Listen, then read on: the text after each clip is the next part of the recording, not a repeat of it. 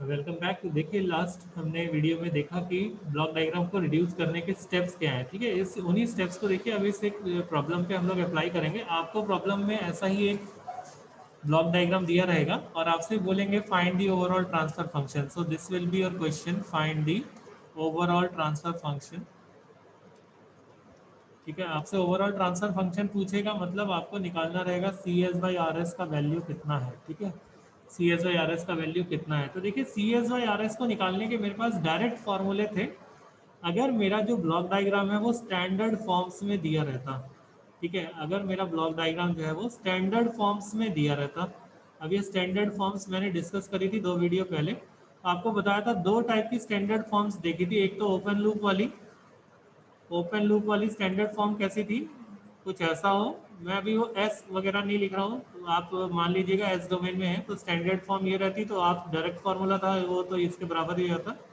और यही standard form अगर क्लोज लूप की होती, ठीक है, तो क्लोज लूप की स्टैंडर्ड फॉर्म कैसे दिखती देखिए। ये यहाँ पे ये आर, यहाँ पे ये जी एस, यहाँ पे सी, और यहाँ से ये एच आता, और ये मान लीजिए प्लस है माइनस है, तो यहाँ से आप C S by R S कैसा लिख लेते, G S upon 1 + G S H S. ठीक है, तो ये 2 डायरेक्ट फॉर्मूले थे मेरे पास स्टैंडर्ड फॉर्म में अगर आपका ब्लॉक डायग्राम हो तो। But this question is not in standard form. तो ब्लॉक डायग्राम रिडक्शन का मोटिव ही यही है, जो भी ब्लॉक डायग्राम दिया हो उसको स्टैंडर्ड फॉर्म में लेकर आइए using some set of rules. वो रूल्स हमने डिस्कस किए थे।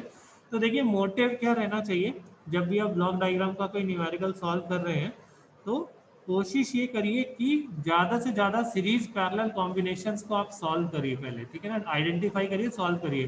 तो यहाँ पे देखिए ये जो मेरा टेक ऑफ पॉइंट यहाँ पे बना हुआ है, ये इस टेक ऑफ पॉइंट को अगर मैं मूव कर दूं आगे या पीछे, मान लीजिए ऐसे पीछे की तरफ मूव कर दूं, इस तरफ ऐसा। ठीक है, तो इस टेक ऑफ पॉइंट को अगर मैं इधर मूव कर दूंगा तो मेरे ये जो G1 और ये G2 है ये दोनों आपस में सीरीज कॉम्बिनेशन बना लेंगे, और इनके साथ ये G3 जो है वो पैरेलल कॉम्बिनेशन में आ जाएगा। राइट, तो देखिए एक शिफ्टिंग से मेरे ये 3 ब्लॉक्स को सिंप्लीफाई कर सकता हूँ मैं, और एक सिंगल ब्लॉक से रिप्लेस कर सकता हूँ। तो देखिए ये शिफ्टिंग करने के बाद मेरा जो डायग्राम होगा वो कैसा दिखेगा, it will be like R S.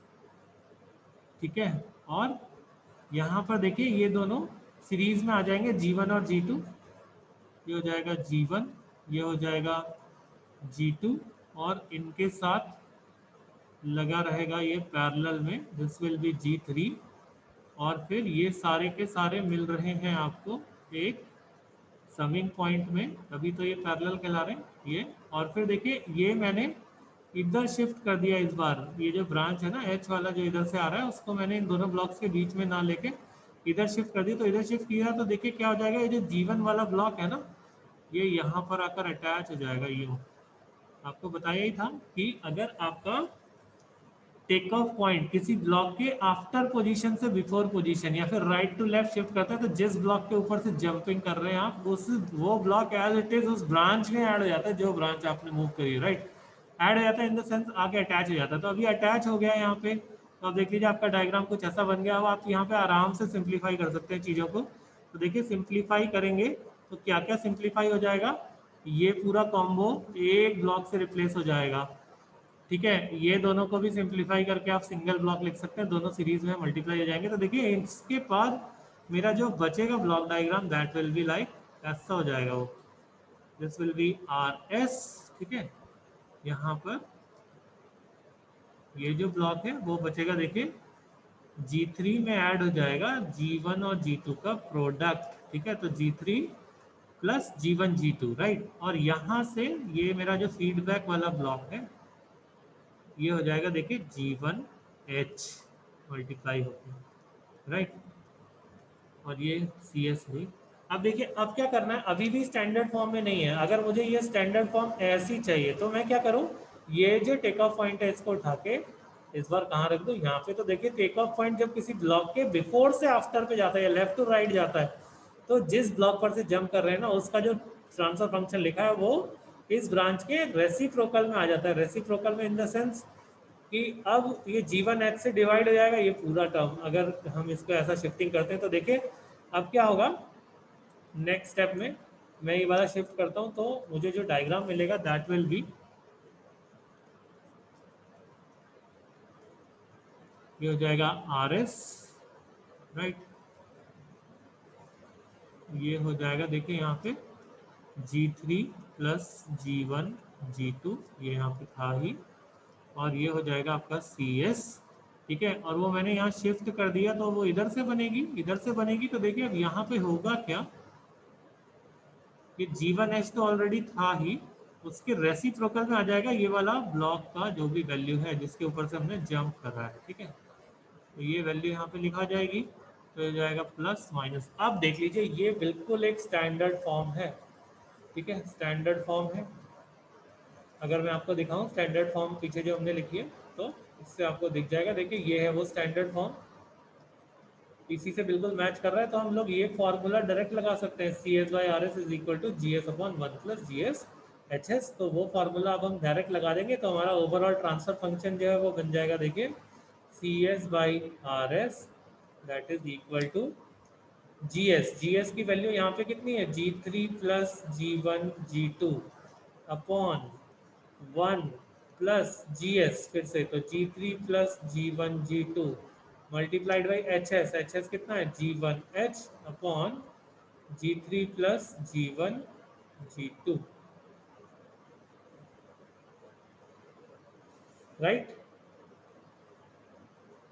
So this will be, अब कुछ नहीं करना, बस अब आपको इसको सिंप्लीफाई करना है और आंसर लिख देना है। तो हमेशा आंसर याद रखेगा सिंप्लीफाइड फॉर्म में ही लिखना है। तो ये आपका एक होमवर्क है छोटा सा कि आपको इसको सिंप्लीफाई करके आंसर लिखना है, ठीक है ना। Answer will be in simplified form always. Objectives में भी अगर आप देखेंगे तो जो ऑप्शंस आंसर के दिए होंगे they will be in simplified form, ऐसे फैक्टर फॉर्म में वो नहीं रहेंगे। तो कहने का मतलब ये है कि ब्लॉक डायग्राम में ये आपका स्ट्रेटेजी होना चाहिए किसी प्रॉब्लम को सॉल्व करने का, कि सीरीज पैरेलल कॉम्बिनेशंस को खोजिए, उनको फटाफट रिप्लेस करिए सिंगल ब्लॉक से और स्टैंडर्ड फॉर्म में आ जाइए, ठीक है। सीरीज पैरेलल कॉम्बिनेशन कई बार डायरेक्ट दिए होते हैं, कई बार हमें बनाने पड़ते हैं बाय यूजिंग सम शिफ्टिंग्स। वही शिफ्टिंग्स के रूल्स हमने प्रीवियस वीडियोस में देखे हैं और यहाँ पर भी हमने दो शिफ्टिंग करी और देखा कैसे हमारा ब्लॉक जो है वो स्टैंडर्ड फॉर्म में आ गया, ठीक है। अब देखिए बात रही गेट या फिर ऑब्जेक्टिव क्वेश्चंस की, तो ब्लॉक डायग्राम को रिड्यूस करने के क्वेश्चंस बहुत ही कम आते हैं, रेयरली पूछे जाते हैं। पूछे भी जाएंगे तो इसी लेवल के होंगे जो मैंने आपको दिया, बिकॉज हर ऑब्जेक्टिव पेपर को बनाने का मोटिव ही यही रहता है कि कम से कम टाइम लगे किसी प्रॉब्लम को सॉल्व करने में। तो ब्लॉक डायग्राम के प्रॉब्लम्स यूजुअली थोड़े टाइम टेकिंग और स्पेस टेकिंग होते हैं, क्योंकि अगर आप मान लीजिए गेट का पेपर देते हैं और आपको एक स्क्रबल पैड मिलता है सॉल्व करने के लिए और आप ब्लॉक डायग्राम का क्वेश्चन सॉल्व करेंगे तो ब्लॉक डायग्राम के क्वेश्चन से ही 5-6 पन्ने स्क्रबल पैड के भर जाएंगे। तो ऐसा क्वेश्चन ही नहीं देते कि आपको बहुत सारा लिखना पड़े या खूब सारी से मेहनत करना पड़े। Logical questions short and stout पूछे जाते हैं ऑब्जेक्टिव टाइप पेपर्स में, चाहे वो गेट हो चाहे आपका यूनिवर्सिटी का पेपर हो, ठीक है। तो ये रहा ट्रांसफर फंक्शन निकालना किसी ब्लॉक डायग्राम से। अब आगे आने वाले वीडियो में हम ट्रांसफर फंक्शन निकालना सीखेंगे एक सिग्नल फ्लो ग्राफ से, राइट। क्योंकि हमने शुरू में देखा था ट्रांसफर फंक्शन किस किस मेथड से हमें निकालनी सीखनी है, तो अब अगला जो उसमें पड़ाव है वो सिग्नल फ्लो ग्राफ से ट्रांसफर फंक्शन सीखना है। तो सबसे पहले मैं आपको ये दिखाऊंगा सिग्नल फ्लो ग्राफ का मतलब क्या होता है और फिर उसके बाद उससे कैसे ट्रांसफर फंक्शन निकाला जाता है ये हम लोग देखेंगे, ठीक है। वीडियो अगर आपको अच्छा लग रहा है, आपको पसंद आ रहा है, कुछ कंटेंट समझ में आ रहा है तो प्लीज़ इसको शेयर करें आगे। आपको अगर कुछ कमी लगती है, आप कुछ चेंज चाहते हैं, ठीक है, तो आप बिल्कुल कमेंट सेक्शन में लिख सकते हैं, ठीक है। चलिए मिलते हैं नेक्स्ट वीडियो में, थैंक यू।